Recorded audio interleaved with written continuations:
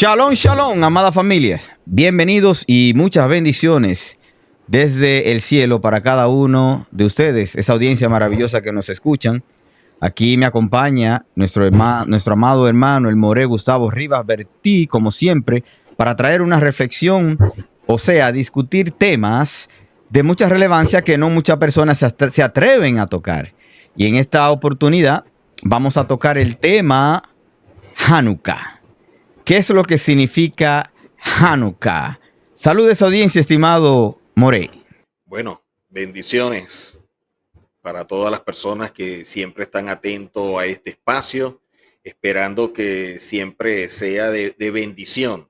Nuestro objetivo es siempre aportar, es poder dar herramientas que la persona pueda ir despertando, que la persona tenga la capacidad de llegar a evaluar, a cuestionar, a analizar su sistema de creencias.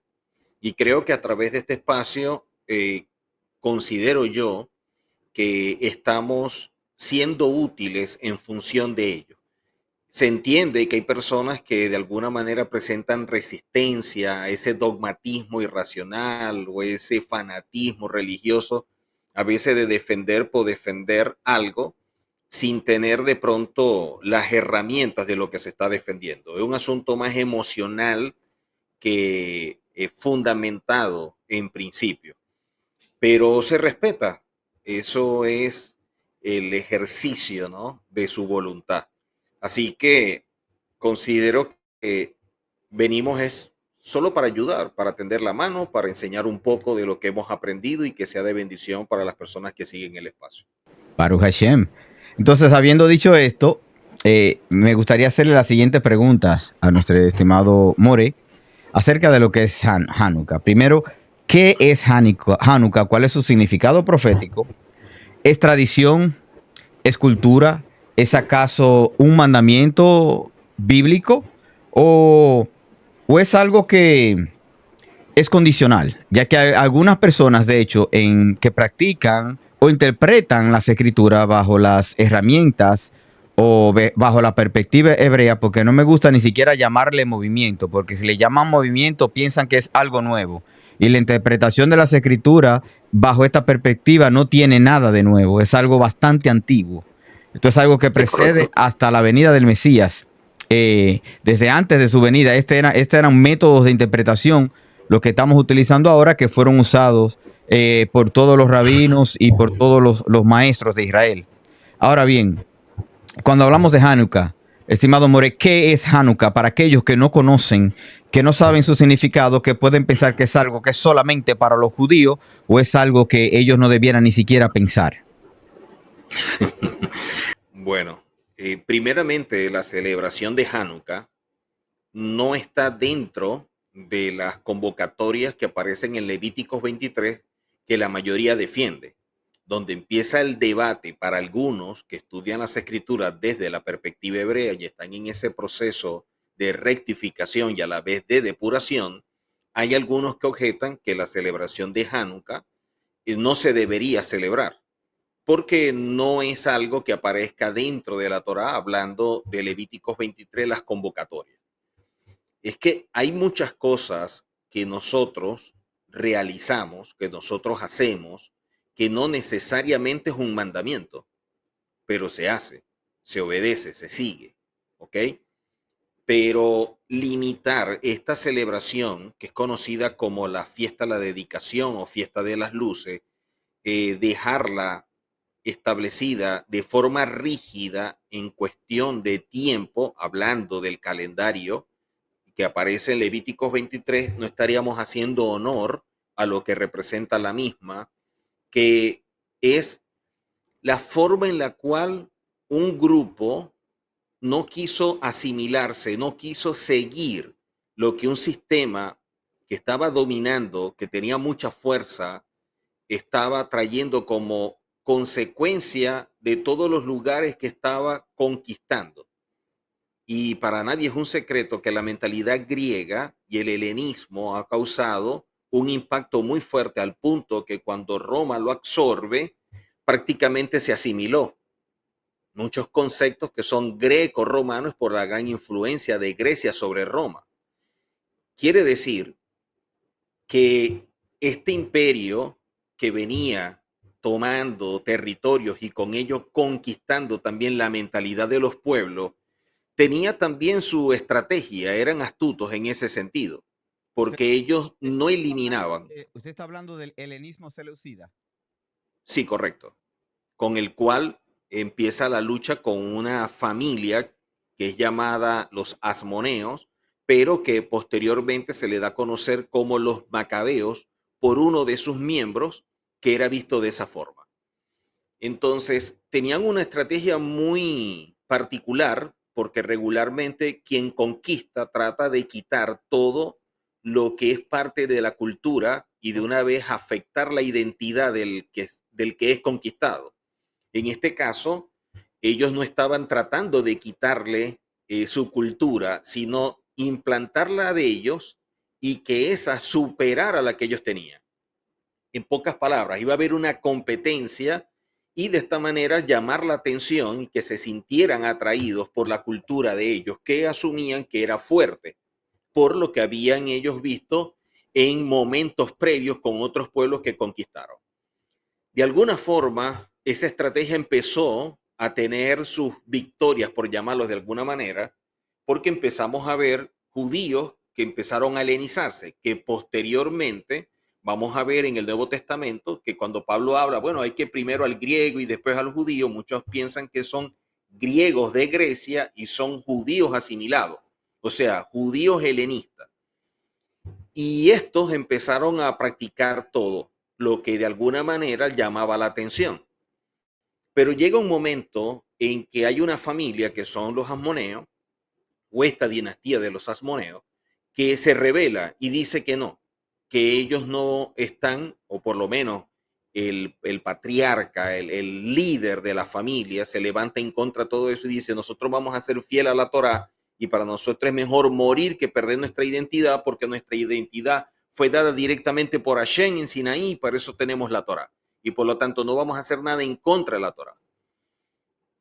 Eso hace que empiece la revuelta y en la medida que va pasando el tiempo, los asmoneos empezaron a ir conquistando y ganando su propio territorio que estaba siendo influenciado por esto, que creo que es el enemigo más fuerte que se tiene, es un enemigo silencioso como lo es la asimilación.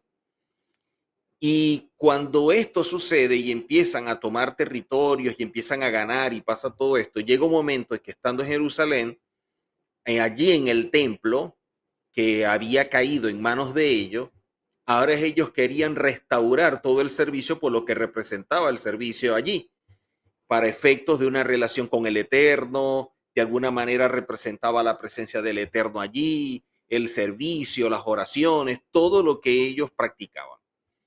El problema es que cuando llegan no habían elementos que permitieran que pudiera establecerse nuevamente el servicio. Y en este caso, lo que vemos nosotros como los sacrificios y una serie de cosas. Hay algo particular porque tenía que estar encendida la menorá, que es un candelabro de 7 brazos, y en una de esas que están buscando, organizando, arreglando todo, una persona se presenta con una vasija de aceite y él dice, aquí está el aceite, podemos encender la menorá. El problema es que esas vasijas de aceite, cuando se vertían, solamente duraban un solo día y tenían que volver a hacer aceite. Y para volver a hacer aceite, prácticamente se tardaba entre 7 a 8 días.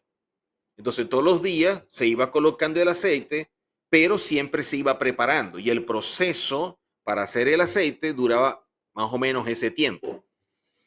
Había que tomar una decisión. Una, colocamos el aceite sabiendo que se va a apagar la lámpara y el mandamiento es que tiene que ser una luz que se mantenga siempre, una luz perpetua, o nosotros vamos a preparar el aceite y dentro de ese tiempo, entonces venimos con el aceite ya y empezamos a restaurarlo y vamos a tener aceite para darle continuidad.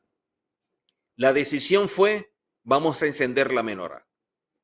Ellos se retiran y cuando van nuevamente con el aceite nuevo, lo asombroso es que la menorá estaba encendida, cuando lo natural es que se hubiera apagado. Por eso se le llama la celebración de las luces, por el milagro tan maravilloso allí de que el Eterno mantuvo el fuego en la menorá. Entonces, esta celebración de Hanukkah, más allá de la resistencia por parte de algunos que estudian la Biblia desde la perspectiva hebrea y sobre todo desde el cristianismo, que también hay bastante oposición, es una celebración que a veces la gente no presta atención, los elementos que están implícitos dentro de la misma. Y es que aporta mucho a nuestro sistema de creencia y a lo que nosotros llamamos fe, que viene a ser la puesta en práctica de aquello en lo cual nosotros confiamos. O sea, en qué está fundamentado los pasos que nosotros damos y la manera como procedemos, esa es la fe, o por lo menos la fe bíblica de la palabra emuná, que también representa fidelidad. Si vemos esta celebración, hay algunos aportes que yo considero importantes en cuanto a la emuná o a la fe. Por ejemplo, la resistencia espiritual. Porque esta celebración nos enseña que la fe auténtica no se doblega ante la presión cultural o política de un grupo. O sea, nuestra fe es tan fuerte y tan auténtica que permanece a pesar de todos los ataques que puedan presentarse. La llama de la menorá simboliza la perseverancia del espíritu del hombre que es fiel ante la imposición de otros que tratan de doblegar nuestro sistema de creencia, nuestra confianza en el Eterno y nuestra fe. Entonces creo que es un aporte a nuestra vida, la resistencia espiritual. Pero también vemos una metáfora universal con esta luz, porque la luz representa ese conocimiento, esa verdad, la presencia del Eterno, la revelación. Y encenderla era un acto no solamente para los adultos, pudiéramos decir un elemento andragógico para las personas a nivel de enseñanza, sino para el niño. Era un acto pedagógico que le estaba recordando a ellos que confiar en el Eterno y mantenerse firme, siempre la luz del Eterno iba a iluminar su vida. Por eso, cuando se hacían las bendiciones, siempre se declaraba que la luz del Eterno resplandezca sobre tu rostro. Incluso en tiempos de oscuridad es cuando más hemos visto la presencia del Eterno y su luz en nuestra vida. Y lo más importante y que trasciende es el milagro. A la gente le gusta hablar de milagros. Si queremos aprender de milagros genuinos, auténticos, que trascienden, lo que tenemos es que leer la Tanakh, pero completa. Y ahí vamos a ver el relato del aceite que duró estos 8 días y que trasciende lo material y se convierte en un símbolo de lo imposible. Aquello que de forma natural no se podía, se pudo. Recordando que la fe abre el horizonte, abre la mente, que es algo más allá de la lógica, del raciocinio. Y ese es el desafío, poder caminar en esa dimensión espiritual. Quiero hacerle la siguiente pregunta y el siguiente comentario a la misma vez. Usted habló de que había que leer la Tanakh. Recuerde que en los escritos o las ediciones de la Reina Valera o las Biblias que se redactaron después de la Reforma, el cristianismo después de la Reforma adoptó por no tomar los cánones de los libros apócrifos del Tanaj. Entonces, por ende, creo que la mayoría de los cristianos no saben que existe el libro de los Macabeos. Nunca han leído el libro de Tobías. Para ellos es algo que no tiene ninguna validez, aunque tenga cierto contexto histórico y contexto cultural que nos da a luz de esta historia, que son eventos, que fueron eventos reales que sucedieron, como la guerra de los Macabeos. Eso está documentado históricamente. Entonces, así es. Ellos desconocen de eso, porque han sido formados bajo ese concepto de que eso no es necesario. Pero, sin embargo, si nos hacemos llamar discípulos del Mesías, si nos hacemos llamar discípulos de Jesucristo o cristianos, ¿cómo es posible que cosas que él hizo y practicó se le diga hoy que son abominaciones y que los creyentes no deben hacer. Por ejemplo, si vamos al libro de Juan, capítulo 10, versículo 22, dice: llegó entonces la dedicación en Jerusalén. La dedicación era la conmemoración de esa rededicación que hicieron ellos para conmemorar el templo, luego que fue purificado. De hecho, en el transcurso que usted tuvo haciendo ese relato de esa guerra, hay personas que no saben detalles, eh, atrocidades que atravesó el pueblo judío o los hebreos bajo este ataque de los seleucidas. Cómo niños morían, cómo familias enteras eran asesinadas, cómo los hijos eran asesinados y colgados delante de sus madres, cómo colgaban a los niños del cuello de su madre de los postes, cómo tomaban cerdo para sacrificarlo y rociar la sangre en el arca del templo. Entonces, son cosas que nos llaman a la atención porque fue algo que los griegos comenzaron, no lo terminaron, pero los romanos sí lo terminaron. Porque los romanos terminaron cambiando la mentalidad de los nuevos creyentes, dejándoles saber que sí era posible. Entonces, ¿cómo es posible que el cerdo era un animal Inmundo. inmundo que no se podía comer? Cómo estas personas murieron por proteger ese nivel de santidad y de obediencia, y ahora va a venir una religión nueva que les permita comérselo y hacer lo que quieran o hacerle un culto. O sea, estamos hablando como que son dos dioses totalmente diferentes, y lo son. Ahora bien, en base al comentario que le hice y en base a la cita bíblica que leí, la voy a leer de nuevo. Y llegó entonces la dedicación en Jerusalén. Era invierno, o sea, era para este tiempo, y Jesús o Yeshua se paseaba en el templo, en el pórtico de Salomón. Entonces Yeshua HaMashiach celebró, no la condenó. Eso es algo que me llama mucho la atención. Las tradiciones de los padres, él las rechazaba y le decía, eso, bueno, cuando hablamos de las tradiciones de los padres, estoy hablando de los mandamientos rabínicos, que eran o el cerco de la Torá. Él los confrontaba, lo anulaba, lo cancelaba y les llamaba la atención y les decía que tenían que volver al principio, que tenían que volver a la obediencia, al camino. Sin embargo, en este caso, no hay ninguna evidencia que diga que rechazó. No hay ninguna evidencia que manifieste que hubo un rechazo de Yeshua hacia esta fiesta de la dedicatoria que está en la Biblia. No hay un mandamiento para que lo hagan, pero está, y vemos que él también lo hizo. Entonces, mi pregunta es la siguiente. ¿Deberían los cristianos celebrarla?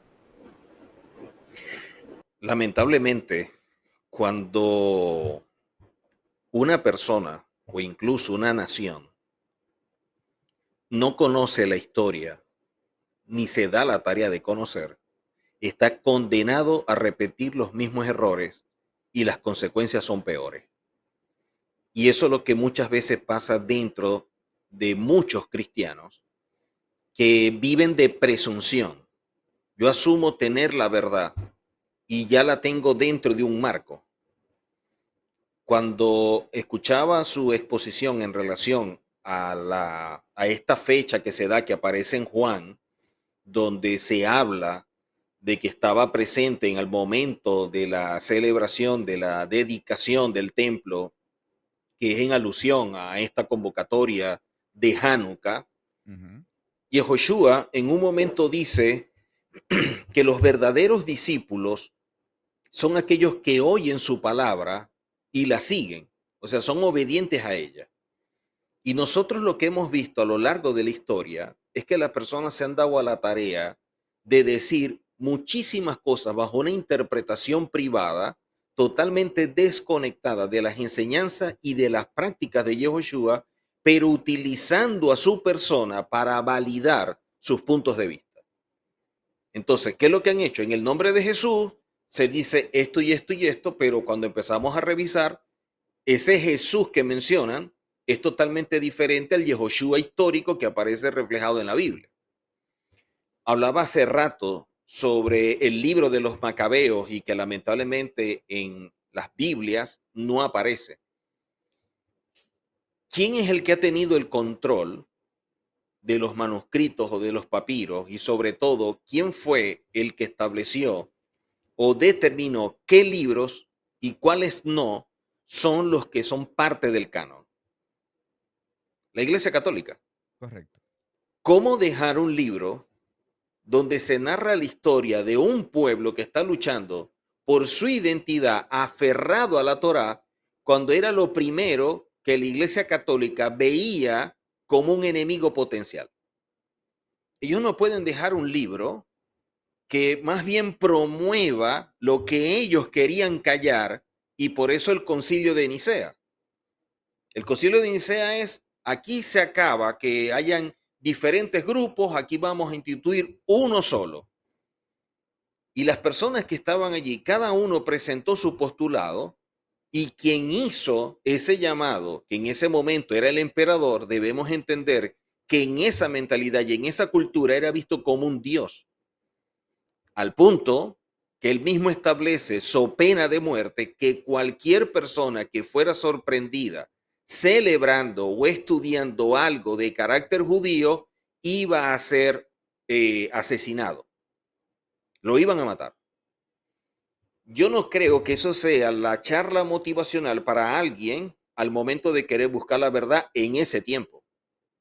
El problema es que las personas, cuando estudian, lo estudian como si los personajes de los cuales están leyendo fueran personas que están con ellos en este tiempo, en este lugar y bajo estas condiciones, y se olvidan que son personas de hace 2000 años, en un lugar totalmente diferente, condiciones diferentes a las nuestras, y que no podemos secuestrarlos para no crear un anacronismo, que es de lo que sufre la mayoría de los cristianos. Entonces luego empiezan a hablar de exégesis y de hermenéutica, y muchas veces son expresiones que ni ellos mismos saben lo que eso significa, pero se oye bonito al No, momento de querer confrontar. Imagínense, para hacer un paréntesis allí, para seguir con lo de Hanukkah en relación a lo que estaba comentando usted de la hermenéutica. sí. Un principio básico de la hermenéutica es el apego a todo aquello que literalmente está dentro de la Biblia, y por lo tanto honrar la letra que conforma el contexto que se está estudiando. O sea, lo que está dentro del contexto y lo literal determina la manera de proceder, y de esa forma es que se hace una exégesis. Mi pregunta es la siguiente: cuando se está haciendo esa hermenéutica, lo que se está leyendo ahí literal, ¿lo están leyendo en español? En español. Porque si lo están leyendo en español, no fue lo que escribió el autor en hebreo.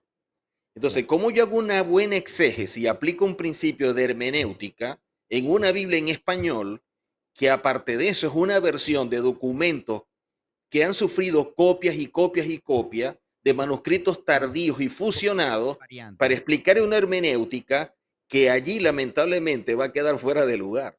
Sí, son textos que tienen tantas variantes porque un concepto hebraico como puede ser emuná, como puede ser bitajón, en español, o como puede ser el concepto telos, eh, cuando vemos las diferentes variantes que tienen, ellos utilizan la que le convenía a ellos o la que ellos entiendan, no la Lo que se que aplique más es al escritor o al texto Es original. que al momento de estudiar desde la perspectiva hebrea, una de las cosas que quedan en evidencia y que debemos tomar en consideración, y la importancia allí de la cultura, es que dentro del contexto hebreo y el lenguaje hebreo existe la polisemia.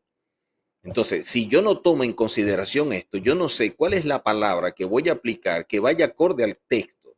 Por eso vemos muchas veces casos donde el Mesías obraba a través de un milagro, y lo que colocaron fue que la mujer se salvó, cuando la palabra que debería ir es: la mujer se sanó. Correcto, Lo otro es que hay palabras hasta en hebreo que con la misma palabra tú puedes bendecir y maldecir. correcto. Entonces, si eso se ignora, entonces entramos en un conflicto. Por eso es que la gente empieza a encontrar como contradicciones y una serie de cosas que no son. Simplemente es el hecho de no leerlas conforme a lo que el autor dice. Y mucha gente lo que ha seguido es la interpretación de alguien que leyó desde su perspectiva, lejos de lo que el autor dijo. Y eso es, mira, si nosotros vemos la celebración de Hanukkah, si vemos esta celebración, todas las personas que están en contra de ellos deberían de darle gracias al Eterno, porque esta familia se levantó para luchar en contra de ellos, sino ¿qué cosa tuviéramos en este tiempo como Torá si todos hubieran sido asimilados y el imperio de Grecia en ese momento se hubiera puesto sobre ellos, desplazando su cultura, estableciendo la de ellos y dando una redefinición a todas las cosas y una nueva identidad? ¿Qué cosa nos hubiera llegado a nosotros? Hmm. Entonces, cuando yo estoy celebrando Hanukkah, una de las cosas que tomo en consideración es, gracias Padre, porque siempre en medio de la dificultad, de la adversidad, de los tiempos, de los enemigos, de la gente que está en contra de tu Torah, siempre hay alguien que confía y es fiel y defiende tu Torah. Y así como aprendemos de esta familia, que nosotros también podamos mantenernos firmes y también luchar contra este proceso, no solamente de antisemitismo, que es evidente dentro de la iglesia, sino también de la asimilación, que es un enemigo silencioso. Porque vemos que están en contra de Hanukkah, pero veamos todo lo que celebran, que no hay nada en la Biblia que le dé sentido o por lo menos validez y sobre todo carácter espiritual a lo que están celebrando. Bueno, ya ese es otro tema, estimado More. Si nos entramos por ahí, porque ya te sabes, solamente voy a decir una palabrita acerca de eso para que usted entienda por qué no podemos seguir por ahí. Porque es que si hablamos, usted sabe que hay algo que es muy popular que dice que a la historia se le dio un poder, a la historia no, perdón, a la iglesia se le dio un poder. Y en base a ese poder que han recibido han determinado cambiar muchísimas cosas y se ha sembrado como errores. Ahora, hay algo bastante extraño y lo quiero hacer el siguiente comentario, lo quiero hacer bastante claro. Y es que todos crecimos, la mayoría crecimos bajo este tipo de tradición. Hay muchas personas que lo ven, ¿por qué yo voy a cambiar eso? ¿Por qué voy a dejar aquello? Si me ha ido bien en la vida, eso no me afecta. Yo no voy a parar eso. O no voy a hacerlo para que los niños no se trastornen, para que ellos no esperen, para que enseñar algo diferente cuando ellos disfrutan lo que son otras fiestas, que no la voy a nombrar porque le estaremos tratando, es más, la voy a nombrar. Vamos a decir Navidad. Que ellos la disfrutan y que ellos la disfrutan, los adultos también, y que es un tiempo de coinonía donde se glorifica el Mesías, el cual sabemos que el Mesías no tiene ninguna parte en eso, porque ni siquiera lo mencionan en la fiesta o en la celebración. Se trata de juguetes, se trata de regalos, se trata de individualidades, se trata de una atención especial o un tiempo especial donde la familia supuestamente se une.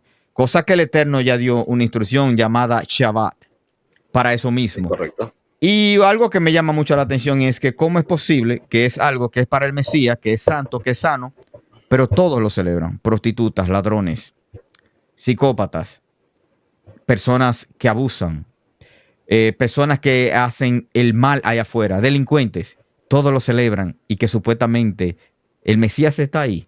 Jamás va a estar involucrado en una fiesta como esa. Entonces, a donde esto me lleva es que hay personas que tratan, pero tienen la oposición de familiares, de niños, de esposas. Recuerdo el testimonio de un pastor que entendió el significado de esta fiesta y lo comenzó a celebrar. Él lo entendió y comenzó a practicarlo él. Pero ¿qué sucede? Que su esposa no quiso. Ella decía que no, que a ella le gustaba su árbol en medio de su sala, algo que en el libro de Jeremías capítulo 10 lo condena, de que no tales un árbol, no lo decores y no lo lleves a tu casa, no le adores. Y prácticamente ese árbol se ha convertido en un objeto de adoración en muchos hogares, porque si no lo ponen, se deprimen, se sienten tristes. ¿Por qué te tienes que sentir triste y deprimido si tú tienes el Ruach HaKodesh? Si tienes el Espíritu Santo en ti o tienes al Mesías, ¿por qué te sientes triste que no pudiste ponerlo? Entonces ella decía, no, déjalo ahí. Le decía, déjalo ahí. Y él, respetando la decisión de su esposa, porque imagínese, si usted quiere perder la paz, entre en guerra con su pareja para que usted experimente lo que es guerra de verdad. Entonces, siguiente año, él volvió a tocar el tema y ella dijo, no, vamos a dejarlo ahí, tranquilo. Sucede que al tercer año, cuando llegó la fecha, Él observaba que llegó el 15, el 16, el 17, el 18, el 20 y ella no había hecho nada. Para cuando era el 22, él le dijo a ella, pero ¿y qué? ¿Y tú no vas a poner tu árbol? Y ella dijo, no, no, no es necesario, ya no me hace falta. Y hasta ese día en su casa dejaron de celebrar la otra fiesta o la tradición de lo que es la Navidad. Hay personas que lo ven como algo inofensivo, pero cabe decir cómo admiro la manera, con la paciencia con que este pastor tomó la situación y le dio el tiempo para que ella misma se diera cuenta, que no la forzó, que no se impuso para decirle o no la acusó que estaba pecando, que estaba trayendo un objeto de profanación para su hogar, no, no, sino que esperó hasta que Ruach HaKodesh se le revelara a ella y le dejara saber que ella no necesita ningún objeto que represente a Dios y menos a su hijo, para ellos tener paz, alegría o armonía en sus hogares, que la única luz que nosotros necesitamos en los hogares es la luz del Mesías dentro de nosotros. ¿Qué usted piensa de esta anécdota, estimado More? Mira, yo siempre he creído que nosotros no estamos llamados ni para imponer ni tratar de convencer a nadie. Nosotros llegamos a la conclusión de que nosotros simplemente exponemos y que cada quien sea responsable con la decisión o con la reacción que presenta frente a una exposición. Porque la verdad está allí en la Biblia y por mucho que se quiera hacer subjetivo o darle la espalda a la verdad y todo esto por mantener una posición religiosa o el dogmatismo o hasta el fanatismo, la misma Biblia siempre le va a estar hablando. O sea, yo no puedo establecer o venir a celebrar algo que nunca lo vemos nosotros dentro de la Biblia como una práctica de los apóstoles o los discípulos para decir, es que nosotros traemos esta tradición de los apóstoles, es que los discípulos también empezaron a celebrarlo. Y en caso tal que lo hubieran hecho, por lo menos lo hubieran hecho en el día que es, porque ni siquiera es en el día, pero a pesar de que no tiene un fundamento ni nada, prefieren hacerlo porque la misma tradición y la fuerza espiritual que tiene también arrastra a la persona. Por ello es que cuando vemos nosotros a través del profeta Jeremías que nos hacen un llamado de atención que no practiquemos las tradiciones de los pueblos, porque son vanidad, detrás de esa palabra vanidad, que es la palabra gaf, hay toda una serie de elementos que deberíamos tomar en consideración para percatarnos de qué es lo que estamos haciendo al celebrar algo que atenta contra el honor del Eterno y decimos ser hijos del Señor, decimos ser cristianos y pare de contar, cuando el mismo Señor y el mismo Mesías estuvo en contra de todo esto por lo que representa espiritualmente. Cuando hablabas al principio en relación al cerdo y todo, yo llegué a ver muchos casos de pastores cuando yo le hablaba de lo que representa la alimentación y lo que nos aporta en cuanto a nuestro cuerpo, pero sobre todo en lo espiritual, para ellos fue un impacto muy fuerte cuando empecé a explicarle lo que representaban los animales inmundos en función del daño que se le hace al ser humano. Porque muchos de ellos eran los que lo promovían, incluso muchos pastores eran los que compraban esto, lo preparaban y lo llevaban, imagínense. Claro. Entonces yo en una oportunidad yo le dije a ellos, oye, qué raro que la misma Biblia dice que por entrar el cerdo al templo fue visto como la abominación desoladora y que nosotros decimos que nuestro cuerpo es templo del Espíritu Santo y ustedes comen cerdo y no hay nada que les redarguya, pero dicen que el Espíritu Santo está dentro, o sea, el Espíritu Santo convive con el cerdo. O sea, Parece. entonces yo le dije a él, o sea, piensa por un momento eso. Y pareciera que hay personas que como que no meditan, no reflexionan en ello. Lo hacen de manera tan automática, es tanta la ceguera que no llegan a pensar, porque incluso ninguno de ellos se ha dado a la tarea, aunque sea de cuestionar en algún momento lo que yo creo y lo que yo practico para ver si tiene un principio y no simplemente porque me gusta, porque es la tradición y porque todo el mundo lo ha hecho, yo lo voy a hacer porque eso no se va a transformar en un fundamento, por más que todo el mundo lo diga. Mira, la mentira, a pesar de que todo el mundo la crea, jamás se va a cambiar en verdad. Y la verdad, por más que la gente la niegue, va a seguir siendo verdad. Cuando vemos la celebración de Hanukkah, yo hasta los momentos no he visto a nadie que me diga en qué nos perjudica. Simplemente no la practico porque no. O sea, así, radical. Y otros con una posición fundamentalista para esto, pero no para los otros que celebran, se oponen. Entonces yo le digo, bueno, yo te voy a buscar los elementos y lo que representa la celebración. Y tú búscame los elementos y lo que representa lo que tú celebras. Y si decimos ser hijos del Señor y que amamos al Mesías y lo obedecemos, vamos a ver quién está obedeciendo más y quién está siguiendo más lo dicho y practicado por el Mesías. Que sea la misma Biblia la que nos hable. Eso está tremendo.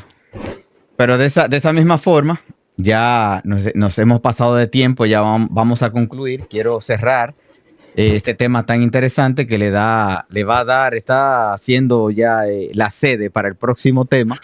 Así es que no se olviden de compartir esta transmisión y de suscribirse a este canal. Y manténgase pendiente porque vienen sorpresas, vienen cambios, vamos a estar implementando cosas poderosas para este canal, para bendición de cada uno de ustedes y para el enriquecimiento espiritual y en cuanto al conocimiento de las escrituras que tanto necesitamos. Ahora bien, cuando hablamos de este tema, razón por qué celebrar Hanukkah, cómo nos impacta, si el templo físico, entiendan estas palabras, si el templo físico de piedra o de paredes necesitaba de ser rededicado, purificado, limpiado, para que la presencia de Hashem se habite ahí, en medio de su pueblo, ¿cuánto más nuestros cuerpos? ¿Cuánto más este templo donde Él mora ahora? Si vamos a recordar Hanukkah o la fiesta de las luces, ¿qué mejor manera de hacerlo que conmemorando la luz del mundo, que es Yeshua? Sabiendo que ahora su altar es nuestro corazón. Ese altar que tiene que ser purificado es nuestro corazón. Cuanto más la luz del Espíritu Santo en ti y en mí, cuanto más la luz del Espíritu Santo brillando y morando en nosotros, y sabemos que el Espíritu Santo ha sido puesto en nosotros para ayudarnos, es el consolador, es el ayo, aquel que nos va a ayudar ¿a qué? A obedecer.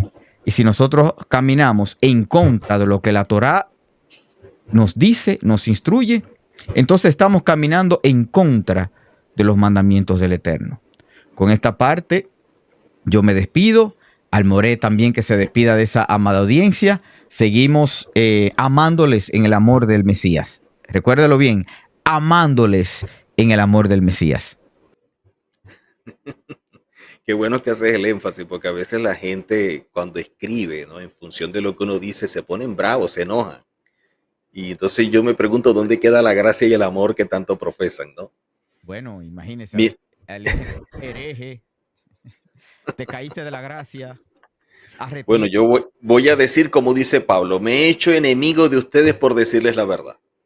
Baruch Hashem. Bueno, para concluir, quiero decir que Hanukkah no es solamente una celebración que tiene todo un marco histórico, sino también es una metáfora viva de la condición humana. La lucha constante entre la luz y las tinieblas, la fidelidad y el olvido, producto de la asimilación, la esperanza y la desesperanza cuando se quita todo lo que el Eterno nos ha dado. Tanto para el judío como para aquel que sea cristiano, la celebración de Hanukkah más bien nos invita a encender esa llama interior, a asumir el compromiso con el Eterno, con la identidad que nos ha dado como hijos, a mantener viva la fe, esa confianza para reconocer que la verdadera victoria, el verdadero triunfo no se mide por el poder militar, social, político, religioso, por ninguno de esos poderes de este mundo, sino por la capacidad de preservar y de luchar por lo que el Eterno nos ha dado como vida espiritual y transmitirla a otras generaciones. Por lo tanto, Hanukkah nos está recordando que la luz más pequeña puede transformar la noche en algo mucho más hermoso y que la fe, cuando se celebra esta convocatoria se convierte en una fuerza espiritual creadora y que le da sentido a nuestra vida por estar practicando o viviendo aquello que el Eterno estableció. Baruch Hashem. Tremenda palabra, así mismo que el Eterno les guarde y que el Eterno les bendiga. Y no se olvide de compartir esta transmisión y de darle like. Shalom, shalom, amada familia. Nos vemos en la próxima. Shalom.